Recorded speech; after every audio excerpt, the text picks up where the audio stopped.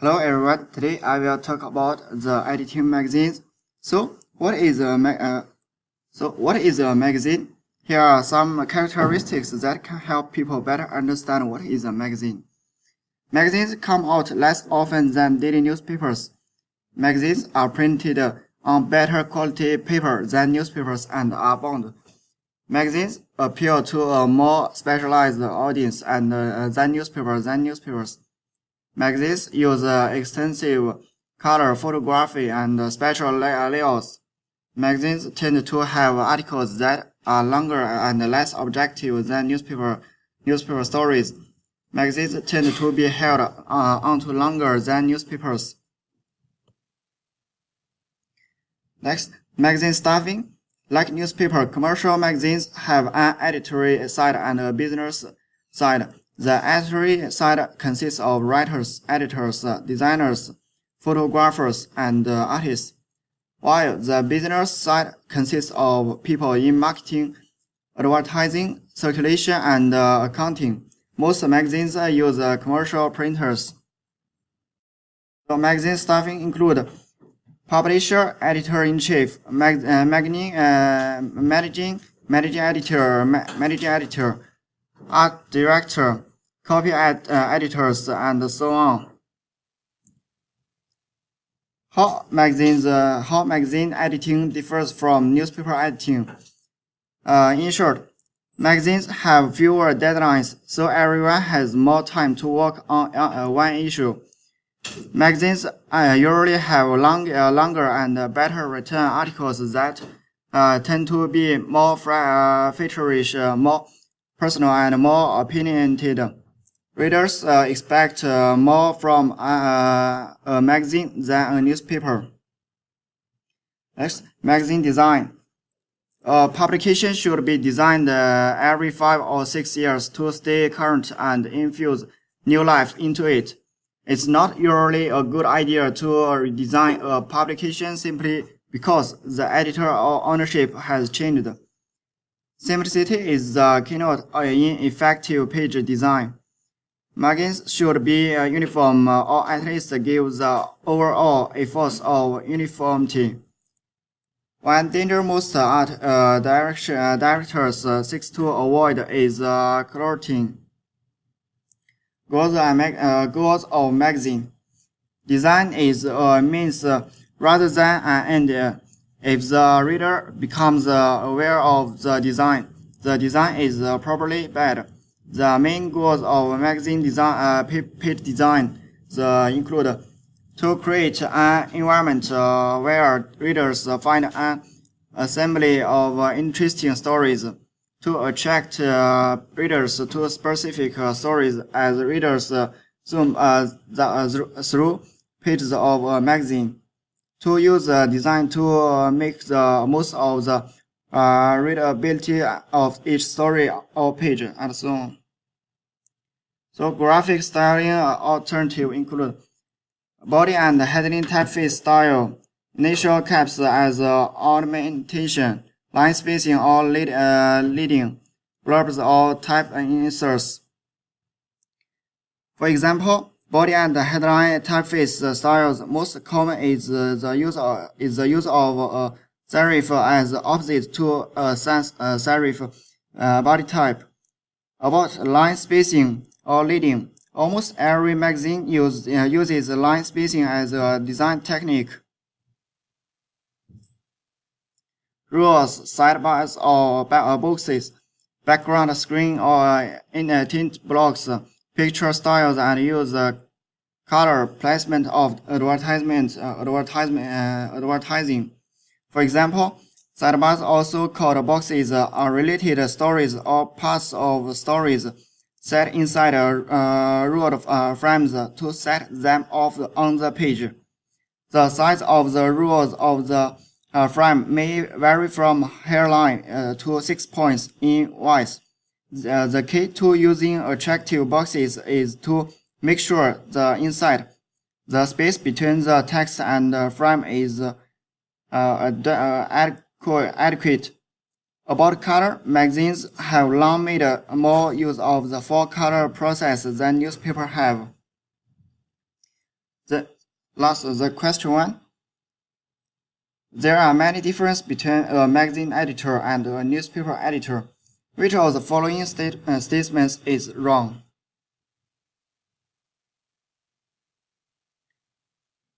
The answer is B. Magazines have fewer deadlines, so everyone has more time to work on an issue. Question 2. The four-color process is commonly used in magazine editing. Which of the following colors is not included? The question is D. The four-color process is include CM, magenta, yellow, and black. The last question. Regarding magazines design, is the following statement correct? It's not usually a good idea to redesign a publication simply because the editor or ownership has changed. Yeah, the answer is true. Thank you.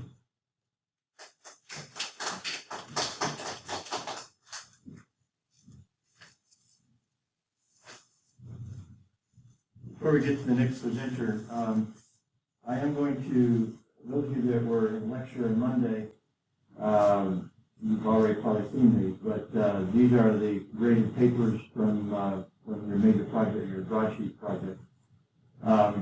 Obviously not everybody was there because I still have a lot of papers here in my folder. But basically if you, some of you got graded fairly, like at least a week ago on Moodle, and you got usually a fairly complete, somewhat complete analysis of what you did right or wrong.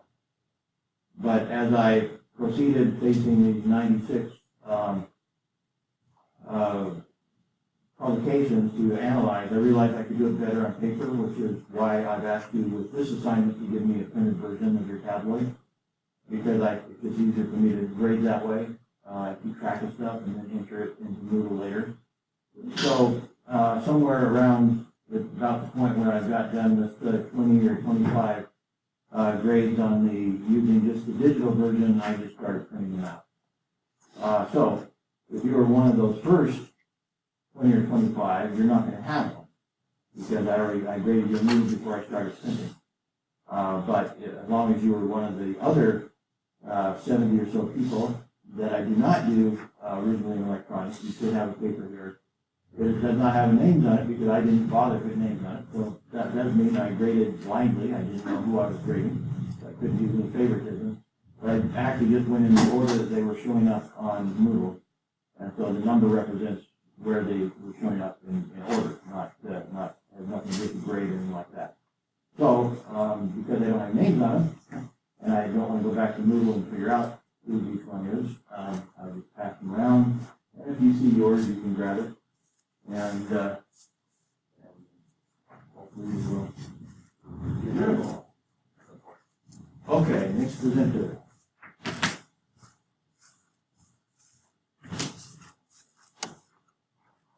Back when the forwards were an arrow up and down, be fine too.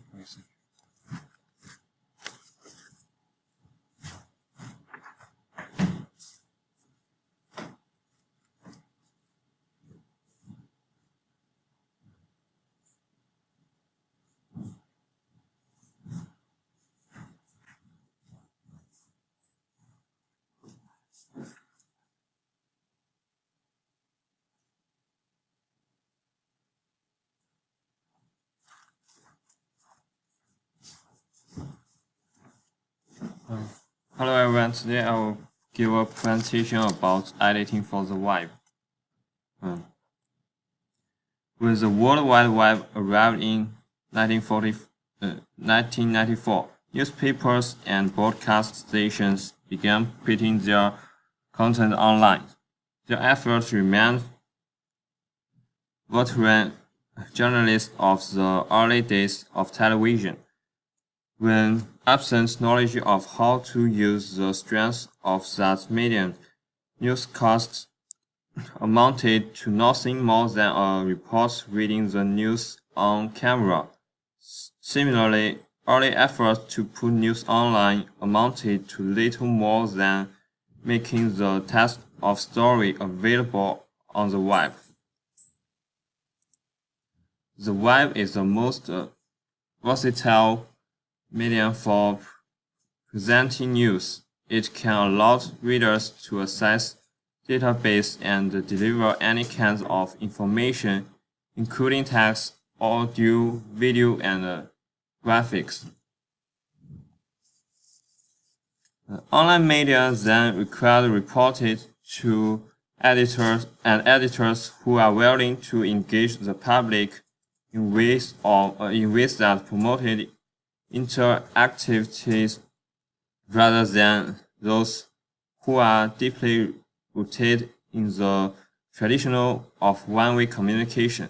That's not say that reporters should be asked to write story for advertising section. They shouldn't be, but in today's world, it increasingly rare of a reporter not to be tasked with maintaining a blog and communicating on it with readers. The environment has changed, and the journalists must adapt to it. And next, I will talk about layers and links. Increasingly, journalists recognize that writing and editing for the online media differ from writing and editing for the traditional media, and the real space is virtually unlimited in the online media. There is an increased awareness that long, unrelieved blocks of text inhabited reading rather than promote it. Increasing web stories are layered usually with this part: the headline or title, accompanying visuals, and a one-sentence text or lead, and a quick summary of what happened, and the links to related materials, and in-depth reports. Online journalists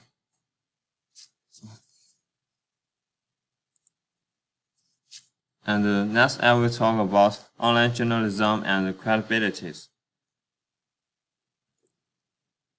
Like other print or broadcast counterparts, online editor must be careful to use information only from reliable resource, an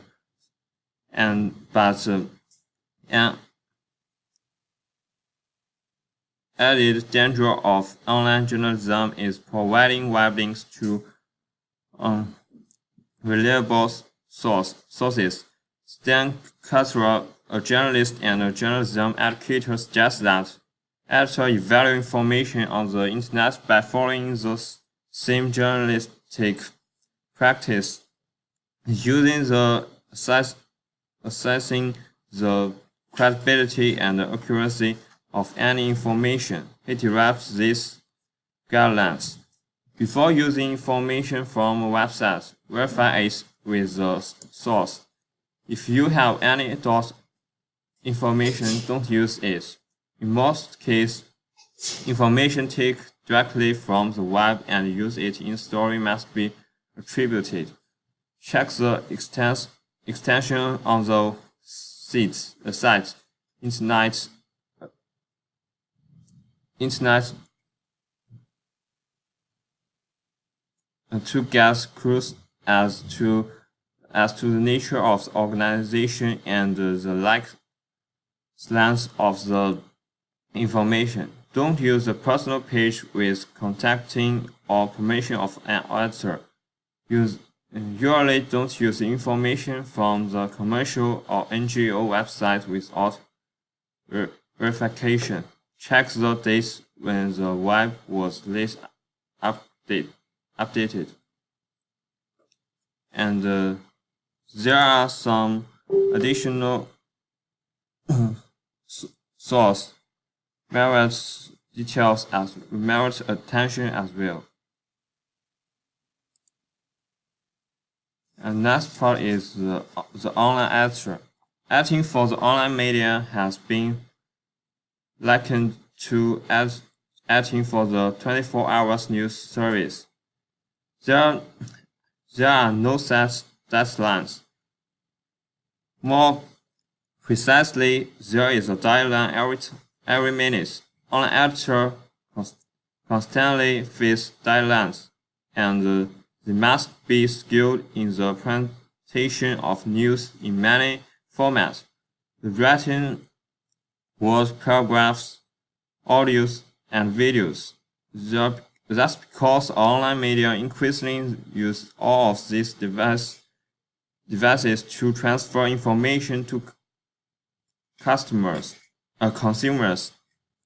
In a real sense, the online media editor, multimedia journalist, and online journalist must be able to think in visual concepts as well as written one, and the online editor must be proficient in using computers.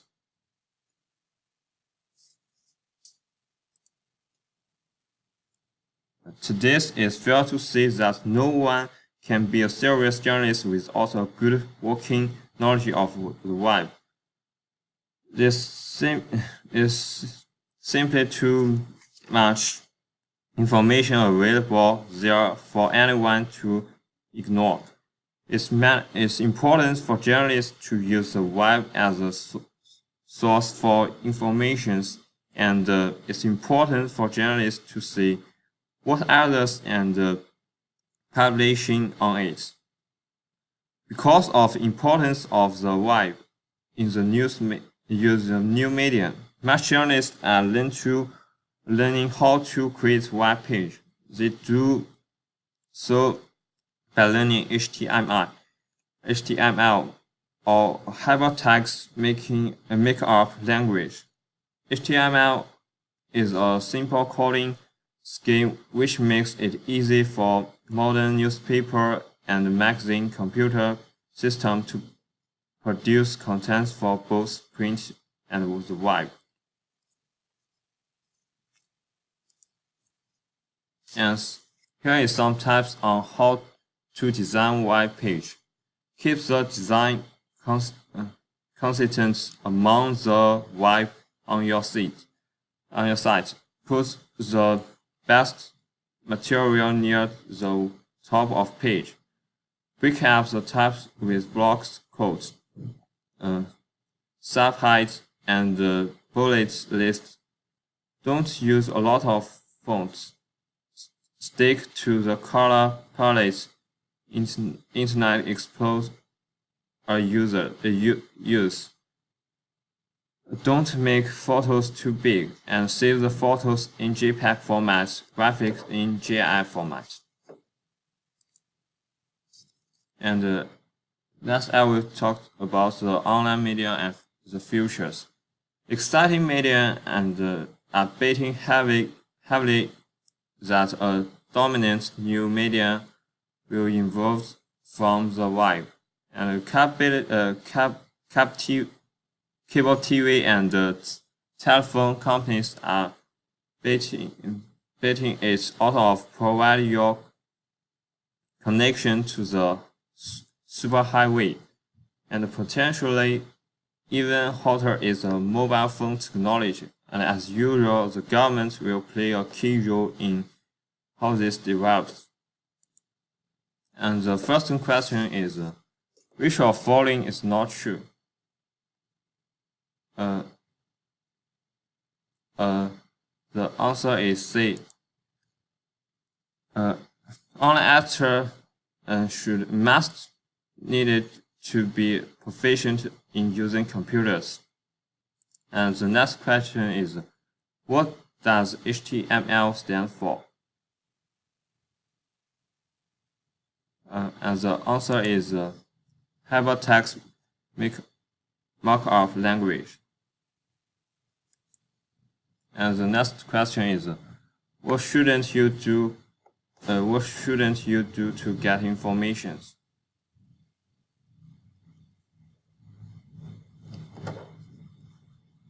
And the answer is use the information from personal homepage without permissions. Thank you.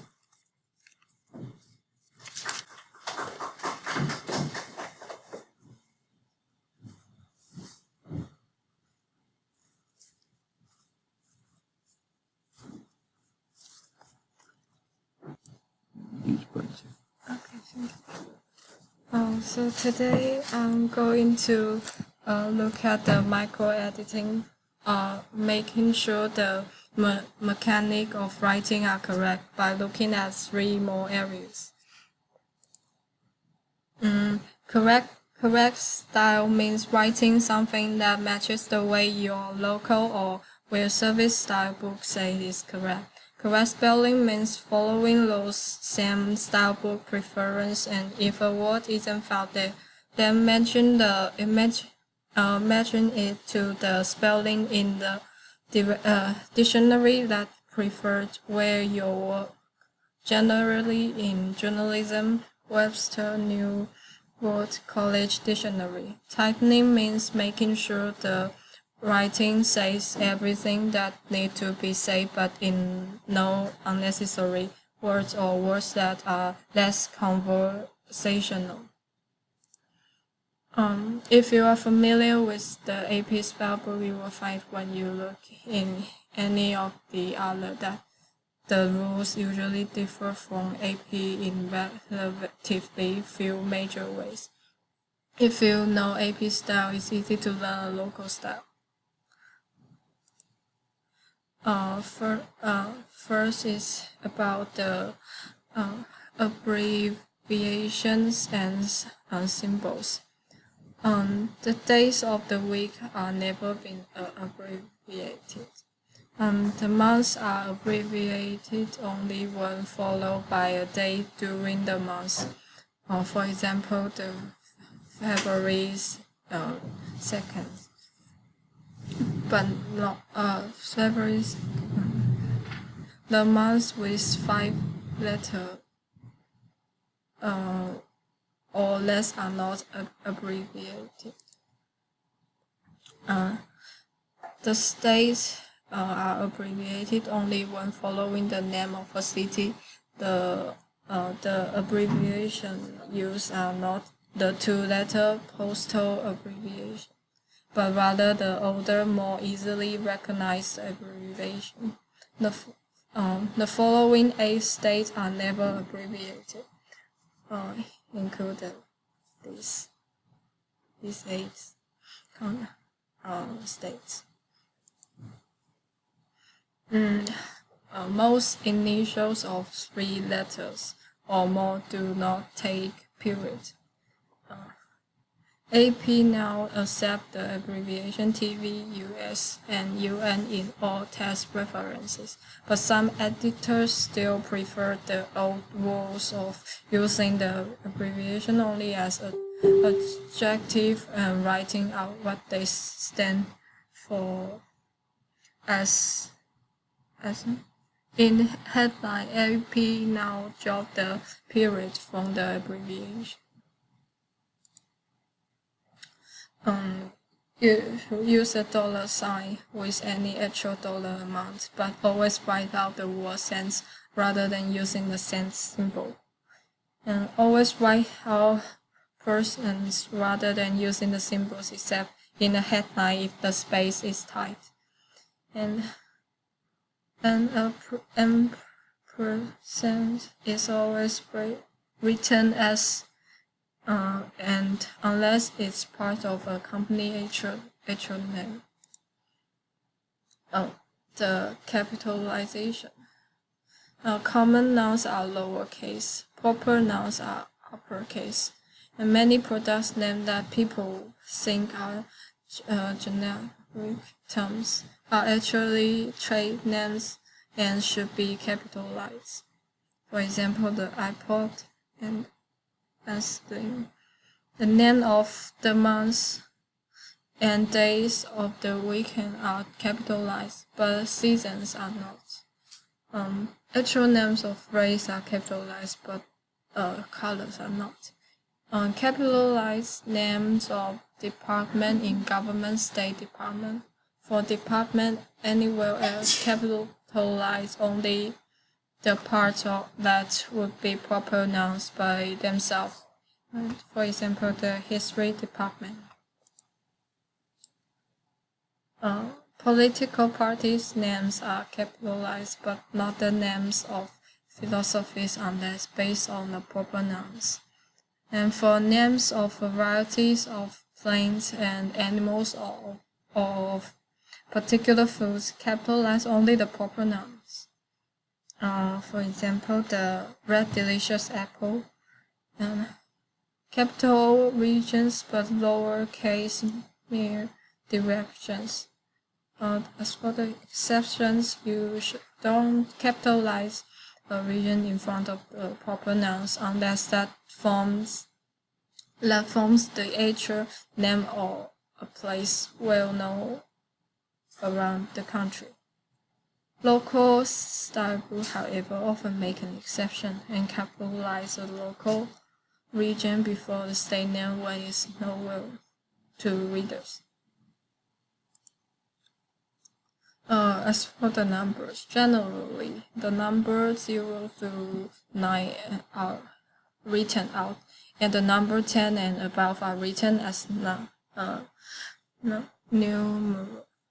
Exceptions use numerals even if less than 10, with adjust ages, close size, dates, dimensions, money, percentage,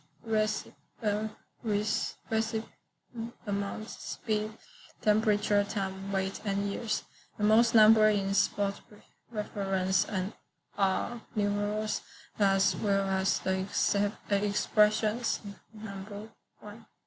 The only numerals are either written out at the beginning of the sentence is a year. 2008 was a bad year for people. Example.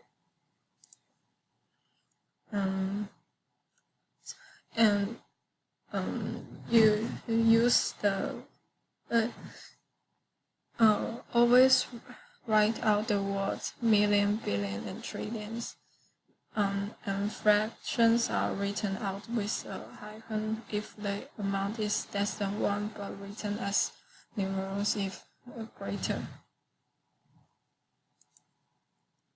As for the punctuation, the commas may be used between the independent and used after the dependent clause. It's also used to introduce a quote of one sentence, and you should use it instead of parentheses around, and you should use it between coordinates or modifier.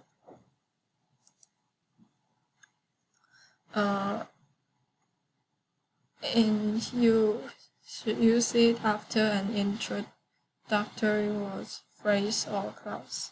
The differences between the English usage and the journalism usage is that you don't put a comma before the words and in a series unless it would be confusing not to do so. And don't put a comma between author or name of people or before the in names of business. Put a comma both before and after state, after the city or year, and after the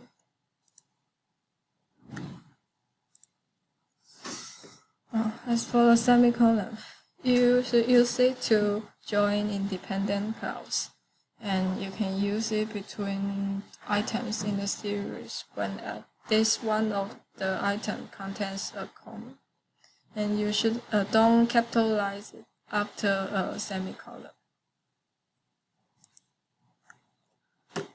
As for the column, introduce a list or to join two closely related independent clause when the first is meant to introduce and point to the second. Also use instead of a comma to introduce a quote or two sentences or more. Capitalize after the column only if what follows in a completed sentence. As for the dashes, don't overuse and use it for a dramatic pause in a sentence, and use it in place of comma around parenthetical item already containing comma. You may also use it as bullet to set off items in the list. As for the hyphens, put a hyphen between compound modifier. That is, when you have two modifiers in a row, the first modifier, the second, and the two of them together modify something. The exception is that don't hyphenate after the words very or most, or after an adverb ending in me. As for the attribution, if they every paraphrase need to be attributes, and if there are more than one person, attribution should be placed in front of the quotation. If there are only one speaker, it's not necessary to put an attribution with every sentence quote as long as it's clear the same person is speaking. The first time a quotation is used, then the speaker's qualification are also usually cited, as well as the person's full name. On the second reference, the person's last name only is cited. Title that was used on first reference. That title is dropped on all following reference. Title written out and without capital letters, and you should use in place of the name on some of the secondary reference. In a detailed recounting of what someone said, introduce a long account with a sentence like, "He gave the following account to police." As for the tips of the attribution, you should stick to one's tense in attribution. The order should usually be source, say, or say so. First say or say. Avoid attribution that imply mind reading. Special problem with say and say. If say and say is followed by a time element, follow the time element with the word that. If a person is paraphrased and as saying two clauses in one sentence, don't separate the clause with a comma. If a person is paraphrased after the word say, the clause following, it must be in an early tense to maintain the proper sequence of tense. How to capitalize and punctuation codes. Capitalize first word of a quotation when it's a complete direct quote sense. Don't go for the partial quotation to a complete one within the same paragraph. When the attribution precedes the paraphrase or quote statement, quotation of more than one sentence are introduced with a colon. Quotation of one sentence are introduced with a comma. Partial quotes are not introduced with no colon.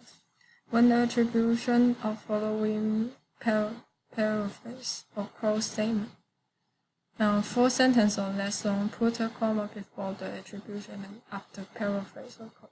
More than a sentence long, if it's more than a sentence long, move attribution either after the first sentence or before both of them, punctuating according to above rules. How to handle the quotation of more than one paragraph. Don't put quotation mark at the end of the paragraph if the quote in that paragraph is full sentence and the quotation continues in the next paragraph. If quotation in the paragraph is a partial one that continues into the next paragraph, it does have quotation mark at the end.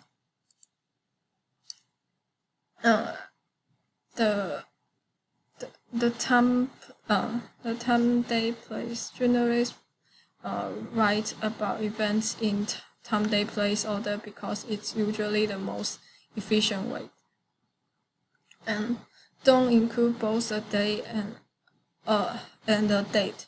Use only the date for event within a week, forward or backward. Use only the date for event beyond the week. If you write a month with a date, don't abbreviate the month.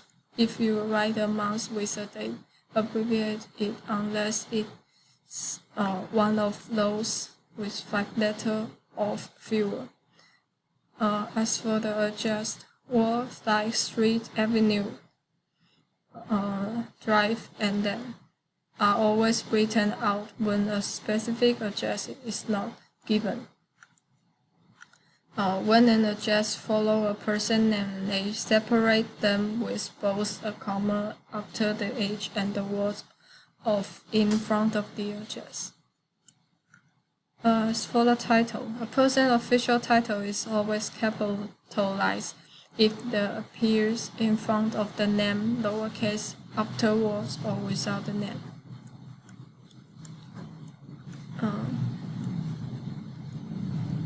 As for the dateline, a dateline is the designation before the start of the story of the city from which the story was found. It appears only in front of a non-local story. The name of the city in the dateline is written in capital letter, the name of the state or country in upper and lowercase.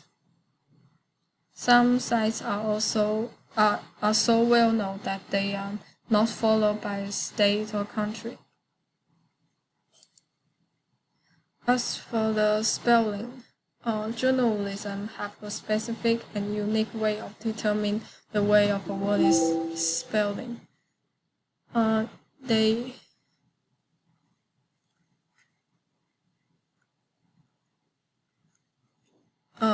This can result in some words being spelling from how you may be accustomed following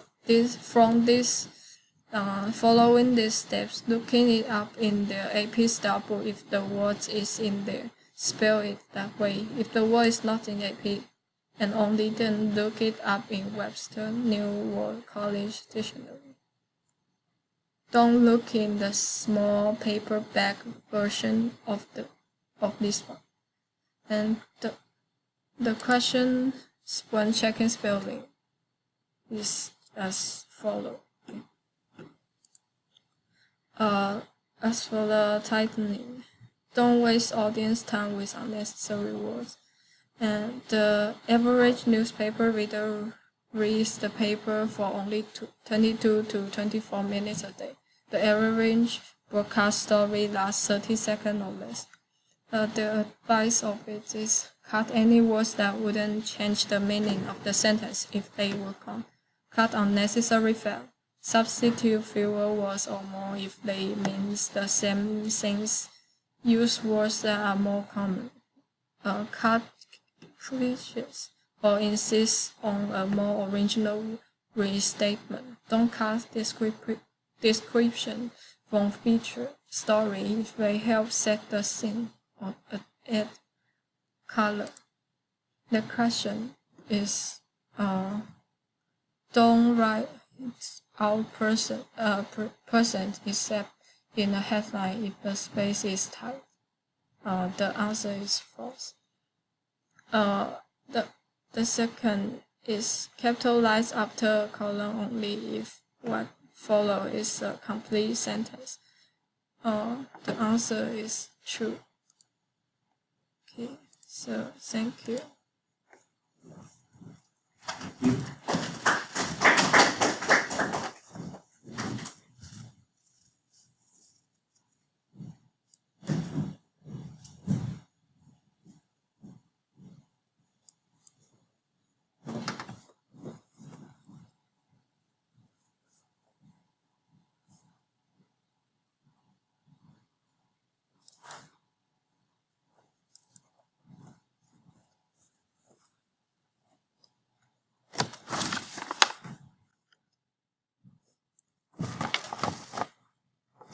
morning, everyone. Today, I want to introduce the editor for broadcast media.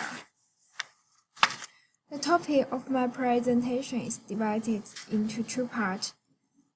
First is broadcast news, and second is television news.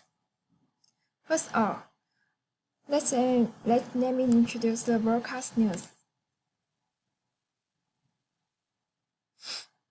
It's divided into 5 points. First point is requirement for broadcast news editing. The second point is the source of copy.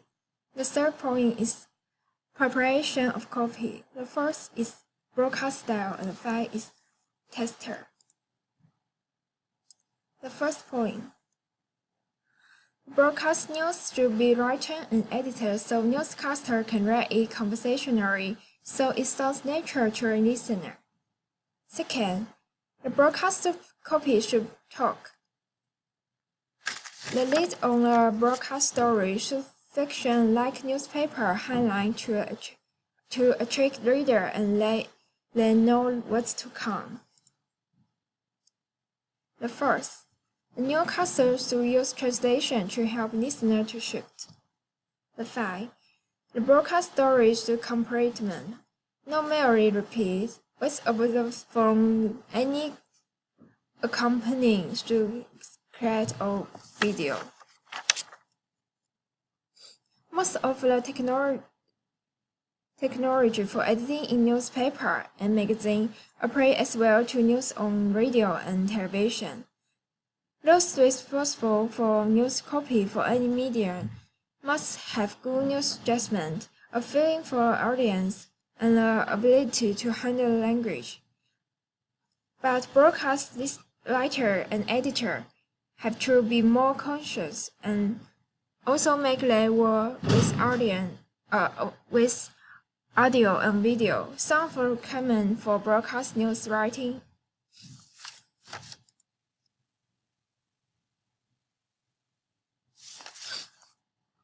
This second part, the source of copy. Writing copy for broadcast newsroom comes from, first, local reporter, second, their news gathering associations, the third, the newspaper news service, fourth, the broadcast news wire.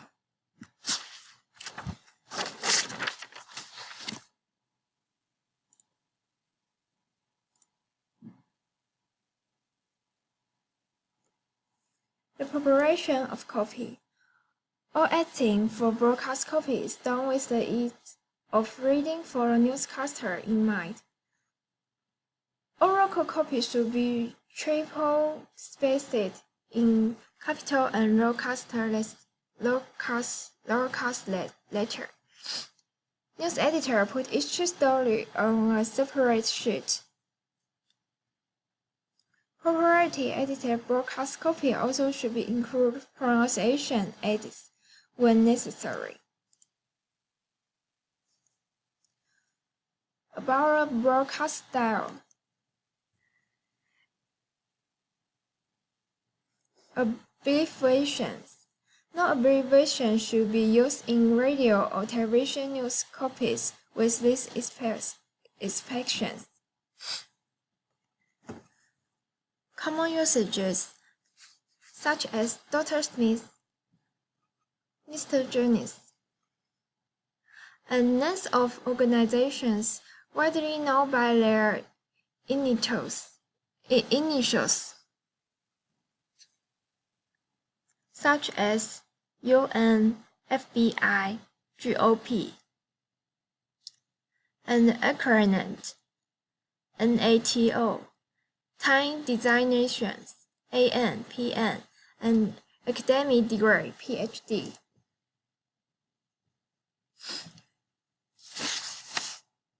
The punctuations, to indicate a pause where the newscaster can catch a breath or dish or a series of dots is referable to comma. For example, the House plans to give $11 billion and $500 million merger a final vote Tuesday, and the Sentinel is expected to follow suit, possibly on the same day. Contrasts are more widely used in broadcast copy for conversation tone. For example, he does not choose to run instead of he doesn't know choose to run.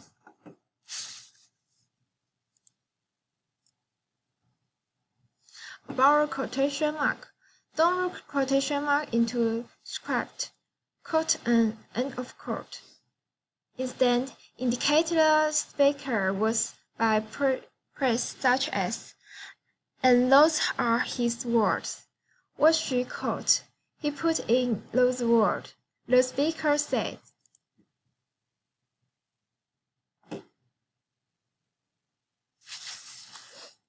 About the fingers. Be aware that numbers can be easily misheard in broadcast copy. Priests are looking for a man 50 to 60 years of age. Should be like 52 to the listener.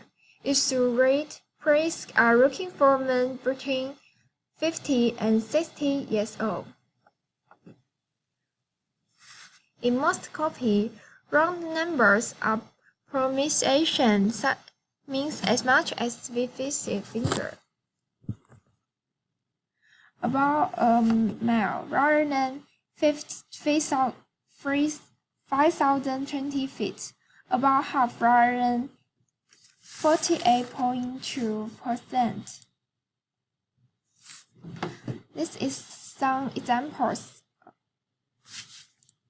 Some example about the fingers.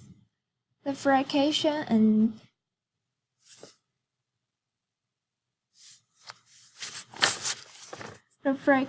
and December should be spelled out. One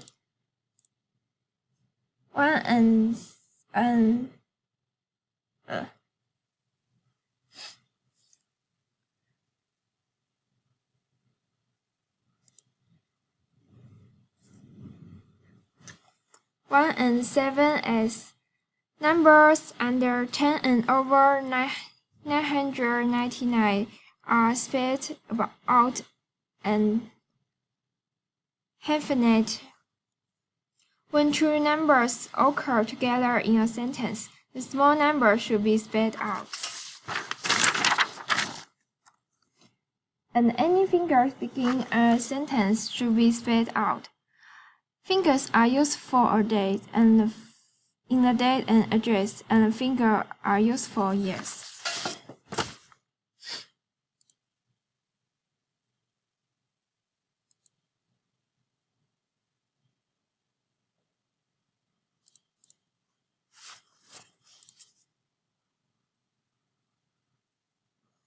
About the title, the identification usually is best.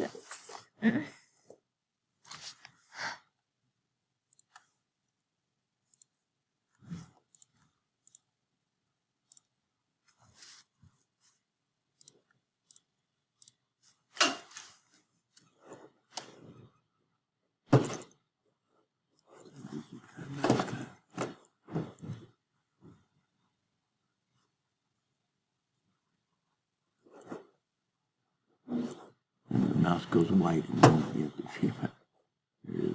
And it shows up. Mouse pad, I guess. Okay, there you go. Out there.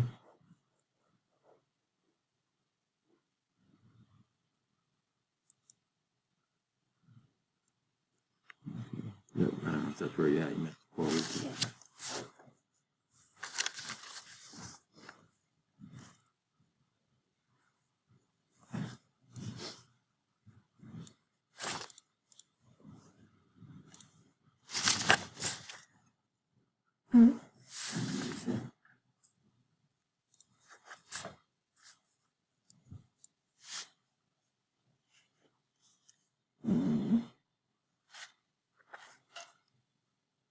I think we have to get back into show mode. The identification usually precedes the name. Please shift downward rather than shift off. Please downward. Broadcast copy certainly include media initials and age of person in a news. Age may be omitted unless the age is important to a story. Don't need to use a vague names unless you got permission from the story. When there is proper names appear in a same story, it's better to replace names rather than rely on the pronouns unless the antecedent is available. About the time angles, in a newswire story, almost everything happened today, but broadcast copy broke out the day into its parts. This morning, early today, just a few hours ago, at noon today. About the text. Broadcast news editors should be aware of all members of their audience. The young, the aged, and the sensitive. The anchor should know the content of the commercial sandwiched in news story. This reason is, for example, if a news story concerns a car crash in which several are killed, the item should not be placed ahead of the commercial for an automobile dealer.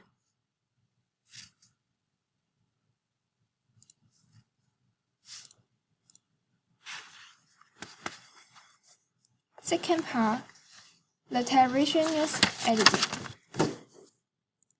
is divided into two parts. A 2-point, the requirement for television news editing and the television news organization. Television news editing is a merger of words to picture, words and sound, and pictures to the sounds. The requirements for television news editing. The good television script should not compete with the picture. News editing, the sort of process of the news, requires more time for television than for radio. More and more broadcasts are also making use of radio for web, except for YouTube.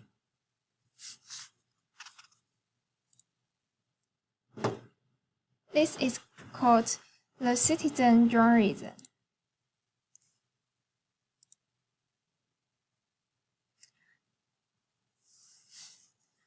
About the television newsroom organization.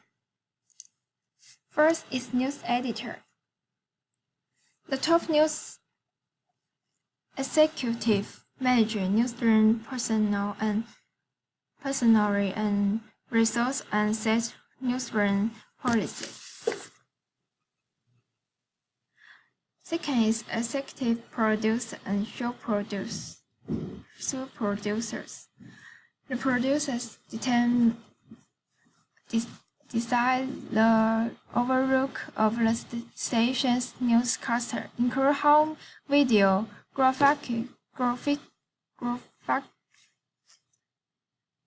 and live report are handled, and how oncoming stories are tested before the commercial break. Third is the reporter. Broadcast reporter must pay attention to the demand of the camera.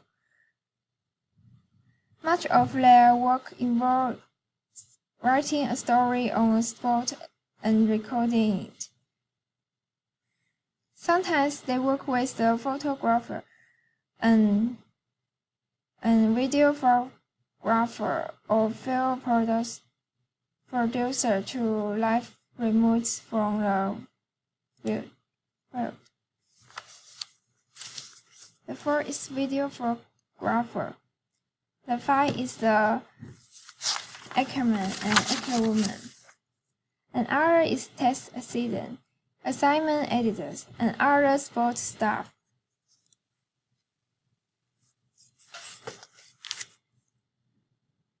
Question time. Where did the broadcast newsroom's written copy come from?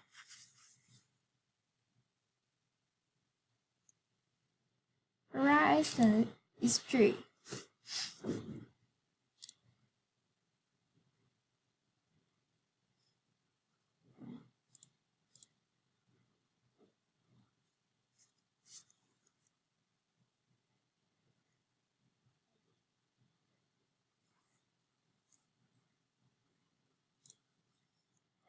Thank you.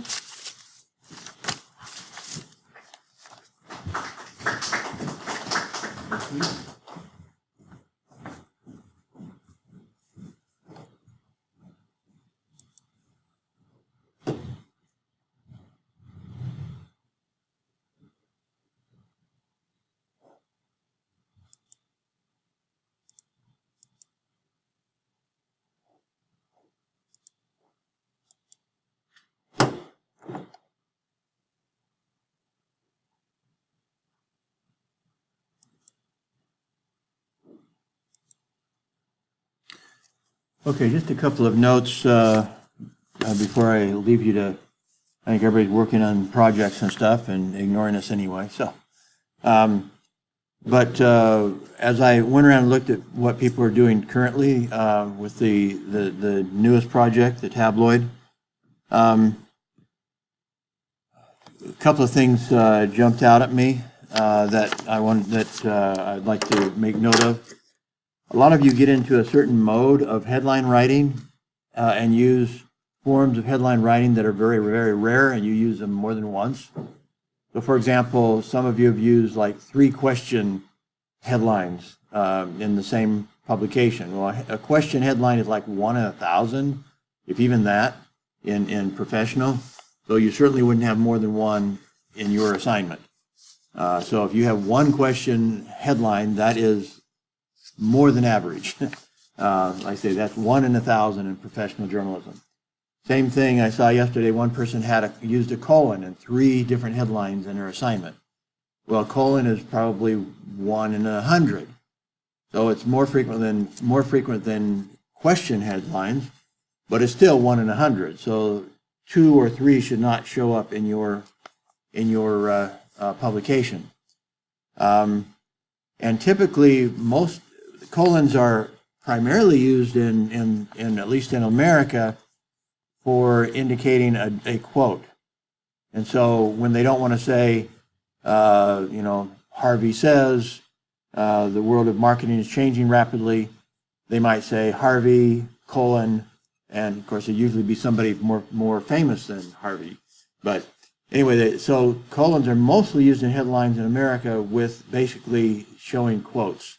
Maybe not direct quotes, but at least indirect quotes.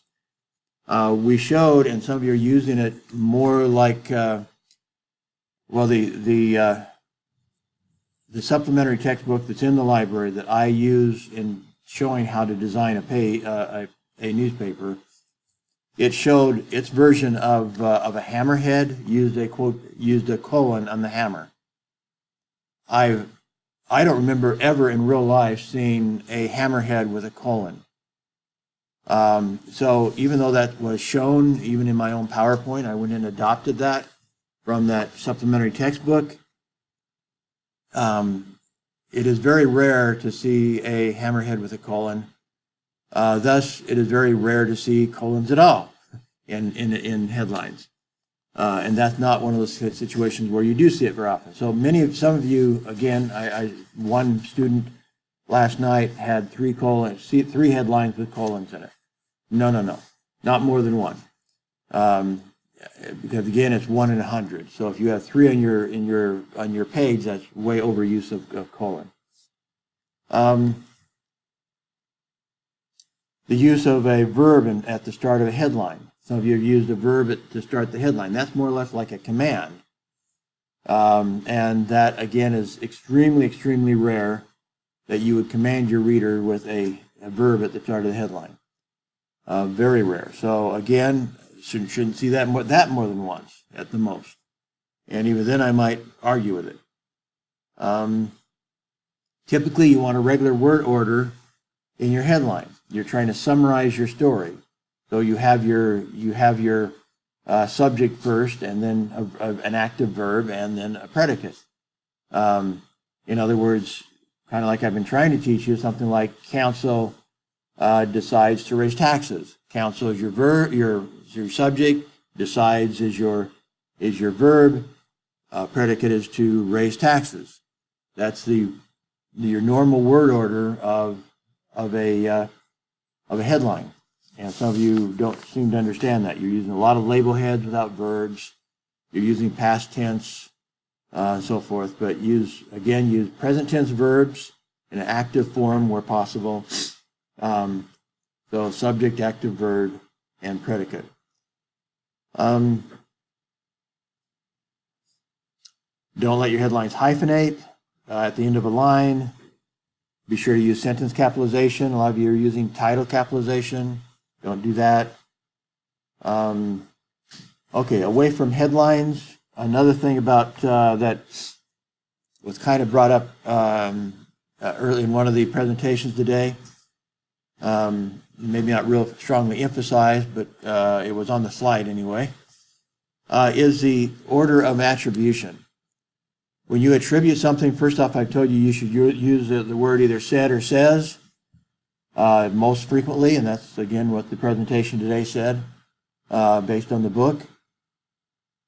Two things, however, about that. It also says in the book that you need to keep it in the natural word order, which is he said, he says, not says he, or says Harvey, or whatever. And typically that's true. One of the main times when you reverse it is if you have additional information you want to add to it. So, for example, if you said, again, if you were to quote me, for example, it'd be a Harvey says or Harvey said. But what if say one of the early times you're quoting me, you want to put in some information about me, and that's typically the better way of writing than giving me a whole sentence. If you're going to say so, rather than saying Harvey is a professor at China University specializing that can be done, but another way of doing it is put in a direct or incorrect quote, comma, says Harvey, a professor at China University specializing. So you put that information in parenthetically into a sentence, and so you don't dedicate a sentence just to my background. You put that in as part of again, kind of parenthetically as part of a quote. And then in that case, because you can't really do it by said Harvey says a professor at China. That doesn't make any sense. So you have to reverse the order. Says Harvey, a professor at China University. So that's when you reverse it. If you have a reason, typically go the correct word order. Harvey says.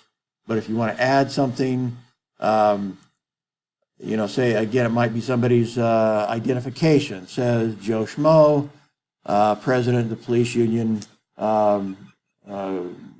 Anyway, the Kennewick Police Union. So again, you're adding something parenthetically, so you invert and put the verb first, says Joe Schmo, and then give information about Joe Schmo. So that's why and when you should use that. The other thing is it says that you should keep go present or past tense and keep that way. So in other words, always use says or always use said. I found that not to be true. Absolutely. But it's kind of true. So in other words, in the lead, if you don't mention the time or place in the lead, you can use present tense. Marketing is going to change dramatically over the next few years, says Ken Harvey, professor at China University. That would be a speech interview lead. I didn't say any place there about where or when I said that.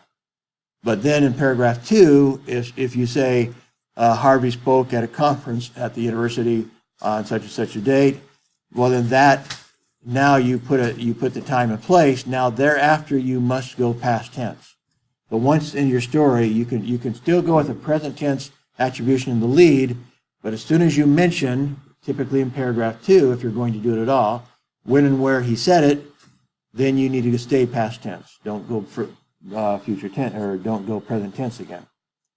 One other thing before I stop bothering you, we had the presentation of broadcast. One of the main differences, it's not the only difference, but one of the main differences between writing for print and writing for broadcast is how you attribute.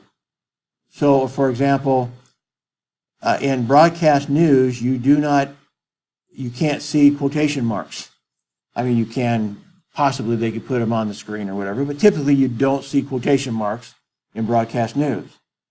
With print news, I've told you that I've taught you about 3 types of attribution: type 1, type 2, type 3. What's type 1? Type 1 is mostly for indirect quotes. You put the attribution at the start.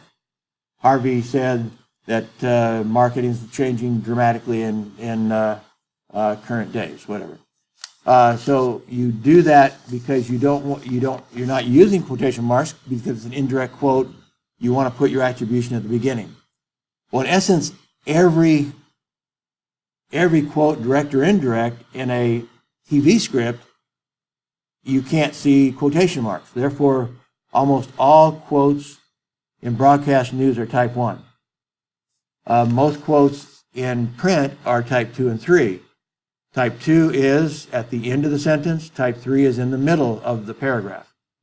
And those are typically direct quotes. But again, you don't see the direct quotes. In broadcast, your direct quotes basically are your video, in which case you don't need attribution other than just a lead-in into your video.